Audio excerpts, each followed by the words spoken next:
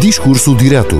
Crónica de opinião. De segunda a sexta-feira, na Rádio Lafões. Antes dos noticiários regionais. Discurso Direto. Opinião que conta. Hoje, edição de Rui Costa. As minhas primeiras palavras na crónica desta semana são para tecer um rasgado elogio à direção editorial da Rádio Lafões.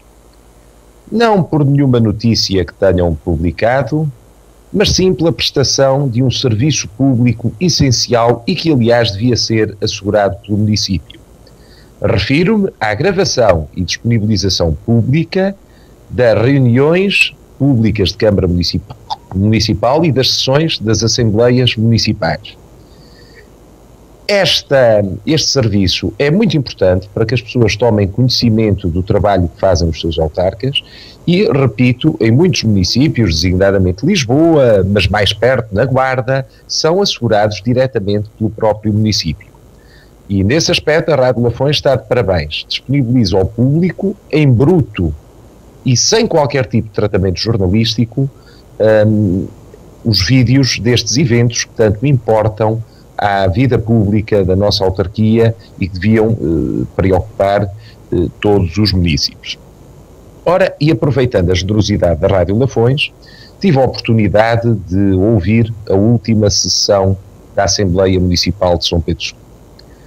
E preocupou-me que numa sessão que dura na gravação 4 horas e 6 minutos, 2 horas e 36 minutos tenham sido utilizados no período de antes da ordem do dia, ficando o restante tempo para tratar de cerca de 13 pontos, se não estou em erro, na ordem de trabalhos, e para o período de audição do público.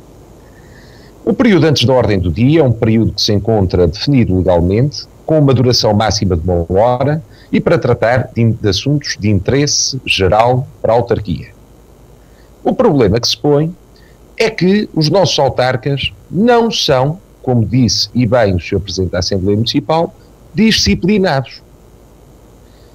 E os nossos autarcas insistem em, quando têm assuntos de importância para levar para a Assembleia Municipal, em não elaborar propostas, em não elaborar documentos e não os agendar enquanto pontos autónomos da ordem de trabalhos. Enquanto deputado municipal, sempre o fiz. O período antes da ordem do dia é um período que nem sequer permite o mais elementar em qualquer tipo de processo, seja ele no processo democrático, seja num processo judicial, que é o princípio do contraditório. E não permite porque as pessoas não sabem do que é que os outros vão falar e não têm a oportunidade de estudar os assuntos com a devida antecedência. Por isso seria bom que os seus deputados municipais, em vez de usarem este período desta forma, apresentassem as suas propostas, as agendassem em separado e permitissem a que os outros deputados municipais pudessem fazer um juízo crítico sobre as suas próprias preocupações e propostas, porque é um direito de cada deputado municipal agendar pontos na ordem de trabalho. E, portanto, vejo com preocupação que o Sr. Presidente da Assembleia Municipal tenha sugerido uma alteração ao regimento, no sentido de alargar o período antes da ordem do dia. Porque é ilegal, porque tem a duração máxima de 1 hora e porque não vai contribuir para mais democracia local, não vai contribuir para um melhor estudo dos problemas e, sobretudo, porque não vai disciplinar os autarcas na Assembleia Municipal a cumprirem cabalmente a sua função, a apresentarem propostas, a apresentarem documentos, a permitirem o contraditório. Sim, porque ser deputado municipal não é aproveitar sistematicamente os períodos antes da ordem do dia para exprimir preocupações desgarradas. Se essas preocupações são profundas, também devem levar à elaboração de documentos que devem ser analisados com a devida antecedência pelos restantes e que devem levar a tomadas de posição claras e inequívocas por parte da Assembleia Municipal. É assim que se trabalha numa Assembleia Municipal. Não é a promover a preguiça, a não apresentação de documentos, o informalismo. Ser deputado municipal é um trabalho de responsabilidade e muito menos se percebe como é que um número enorme de pontos são despachados, muitas vezes, em tempo recorde. Há que dignificar as funções que desempenhamos. Para além disto, o Sr. Vereador e Vice-Presidente da Câmara, Dr. Pedro Mouro, o meu querido amigo, levantou na última sessão da Assembleia Municipal algumas questões relacionadas com o passado da Termalistur. E de gravidade.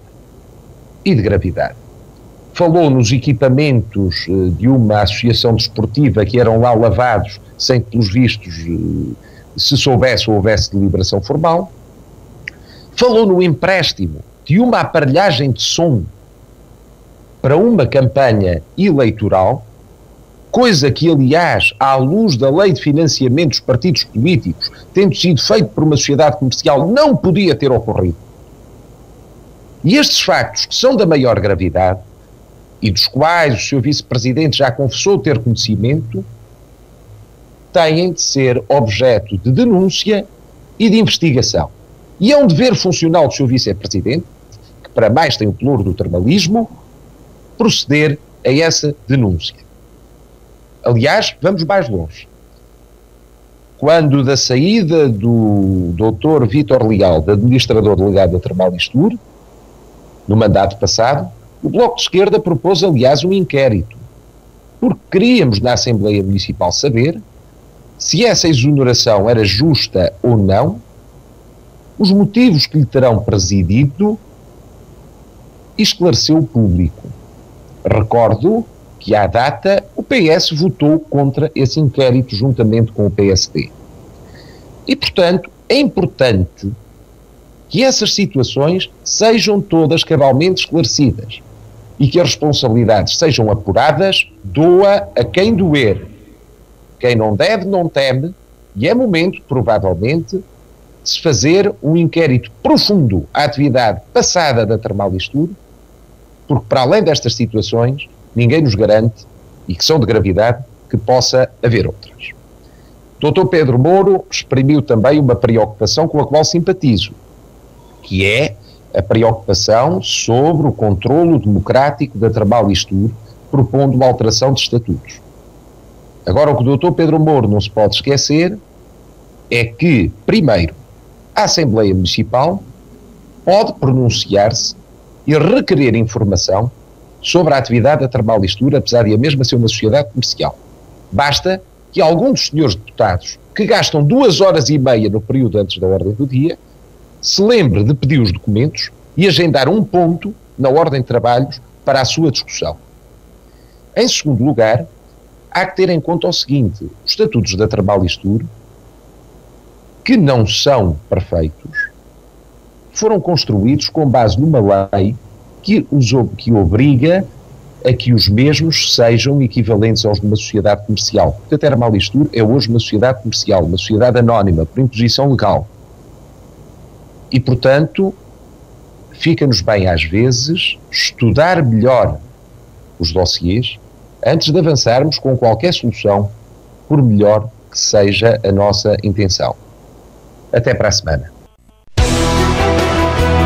Discurso direto. Crónica de opinião. De segunda a sexta-feira, na Rádio Lafões. Antes dos noticiários regionais. Discurso direto. Opinião que conta.